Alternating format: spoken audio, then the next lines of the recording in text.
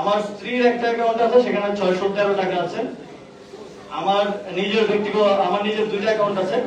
দুইটার মধ্যে একটা আমার ব্যক্তিগত অ্যাকাউন্ট, সেটা হচ্ছে সোনালী ব্যাংকে, সেটাতে এটা আমার সেভিংস অ্যাকাউন্ট, এটাতে 9,930 টাকা আছে।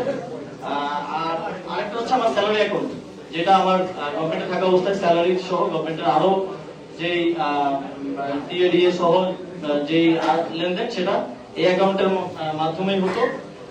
এই অ্যাকাউন্টে আমি একটু ডিটেলস বলে রাখি, আমি 16 মাস দায়িত্ব ছিলাম। 16 মাসের স্যালারি 1,65,000 করে গড়ে স্যালারি এবং ভাতা সহ এর আশেপাশে কম বেশি করেছিল।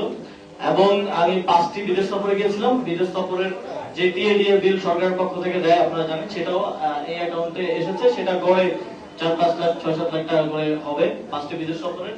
এর বাইরেও দেশের সরকার থেকে আরো বিভিন্ন খাতে বিভিন্ন যে ভাতা সব মিলিয়ে এই অ্যাকাউন্টে এই অ্যাকাউন্টে এখন আছে 9,78,626 টাকা।